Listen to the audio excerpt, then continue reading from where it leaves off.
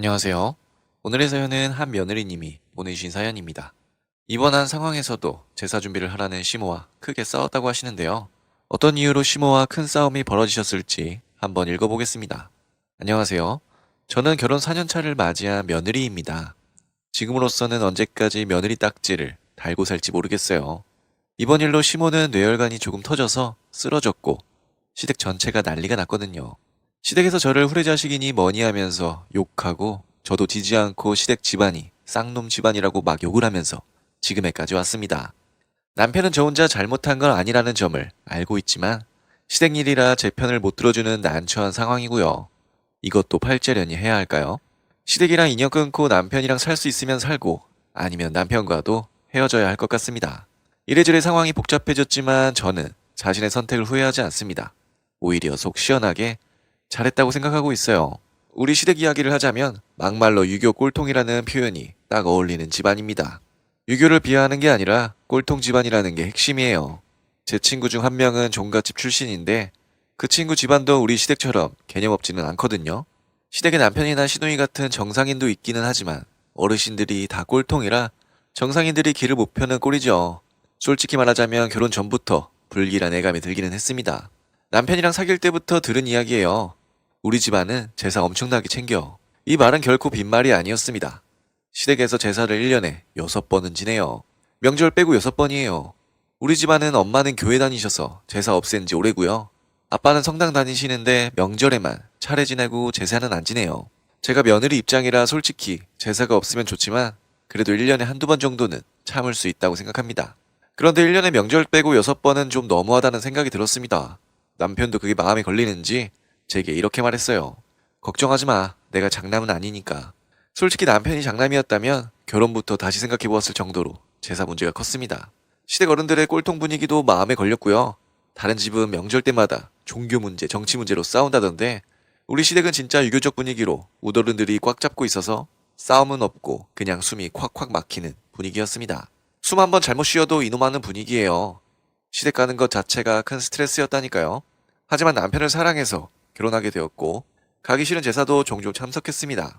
1년에 제사 6번 모두 참석하지는 않았고 대충 2번에 한 번 정도 참석했습니다. 다른 젊은 며느리들도 그 정도 빈도로 참석하는 눈치였거든요. 남편도 제가 제사 싫어하는 거 뻔히 알고 있었기에 그 정도면 되지 않겠느냐고 했습니다. 그런데 이런 저희 세대의 상식과 시모의 상식은 달랐던 모양입니다. 결혼 1년 차에는 그래도 덜했는데 연차가 쌓이면서 제사 안 갈 때마다 전화가 와요. 처음에는 시모가 이렇게 말하더군요. 요즘 많이 바쁜가 봐. 그래도 다른 어른들 보기 민망하니 제사 빼먹지 마렴. 이런 말투가 결혼 2년차가 넘어가면서 이런 식으로 바뀌더군요. 며느리가 되어서 제사를 왜 자꾸 빼먹니? 사람이 그렇게 살면 안 된다. 제가 제사 참석하기 싫어하는 것도 사실이지만요. 빼먹을 수밖에 없는 이유가 있던 것도 사실이에요. 제삿날이 주로 평일이었거든요. 제삿날을 바꾸는 건 절대 안 된다고 하는데 제사는 평일 밤에 지내도 시댁에 가는 건 낮이라 아침부터 가야 하잖아요. 회사 빼먹고 제사 준비하러 간다면 직장 사람 누가 좋아하겠어요. 요즘 상식을 가진 사람이라면 모두 회사 가는 게 제사보다 중요하다고 생각하겠죠. 하지만 시댁에서는 그런 상식이 통하지 않았습니다. 제가 놀면서 제사 빠진 적은 없는데 회사 때문에 제사 못 간다고 해도 마치 백수주제에 제사까지 안 오는 사람인 것처럼 사람 섭섭하게 만들더군요. 저로서는 제사 때문에 불만이 높아질 수밖에 없었죠. 물론 그건 시댁 입장에서도 마찬가지였을 겁니다. 제가 제사를 종종 안 간 건 사실이니까요. 여기까지만 해도 서로 견해차라고 할 수 있었겠죠.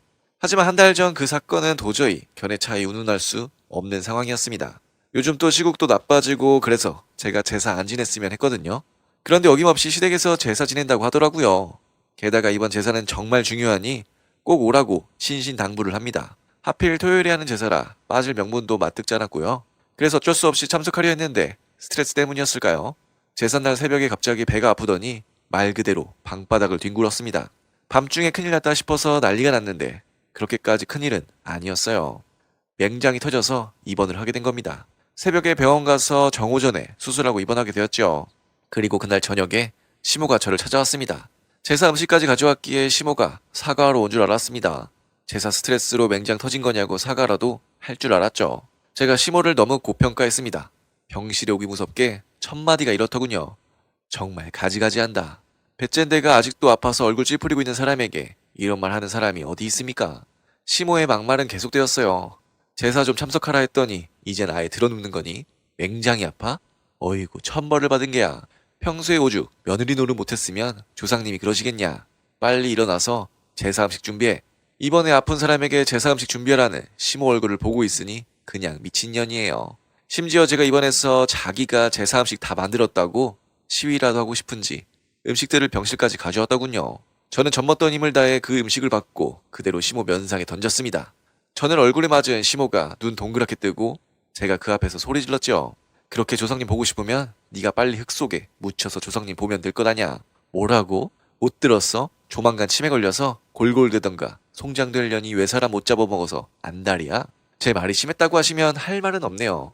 하지만 입원한 사람에게 제사 이야기 꺼내고 제사 음식 만들라고 하는 것보다 심하다고는 생각하지 않아요. 그때도 그렇게 생각했고 지금도 마찬가지입니다. 물론 시모는 그렇게 생각하지 않는 모양이에요. 걔가 어떻고 하면서 막 쌍욕을 하더군요. 저도 맛보기라는 생각에 배째 돼서 느껴지는 아픔을 담아 더 심한 욕으로 돌려줬습니다. 나이 먹은 인간 상대로 하다 보니 할 욕, 레퍼토리가 많더군요. 똥오줌 벽에 발을 하는 둥, 뭐 그런 말 있잖아요. 결국 말싸움에서 진 시모가 씩씩거리다 갑자기 뒤로 넘어갔습니다. 그때쯤 시끄럽다고 간호사도 병실에 찾아왔고요. 시모도 제가 입원한 그 병원에 그대로 입원하게 되었습니다. 뇌혈관이 살짝 터졌다나요? 마비가 심하지는 않은데 지금도 한쪽 다리를 잘못 움직이고 있습니다. 재활에 3개월 정도 걸린다고 들었어요. 이 사실이 알려지니 당연히 시댁에서 난리가 났어요. 저는 제가 당한 일을 우리 집안에 그대로 고해 바쳤고요. 우리 집에서도 난리가 나서 시댁이랑 우리 집 사이에서 막 싸우고 있습니다. 저도 싸움을 남에게 맡기기 싫어서 최전선에서 활약하고 있어요. 시댁이 막말하면 제가 더 막말을 하면서 그 못 배워먹은 집안 식구들에게 참교육을 시켜주고 있죠. 저나 우리 집안에 욕한 처가 식구 중 제게 욕 안 들은 사람이 없을 정도예요. 일이 여기까지 오니 남편은 정말 난처해 하더군요. 제가 잘못한 게 아니라고 하지만 사람 마음이 그렇겠어요. 저도 많이 원망스러울 겁니다. 지금은 남편이랑 별거 중이에요. 사태가 가라앉으면 다시 합가자고 하지만 잘 될 것 같지는 않네요.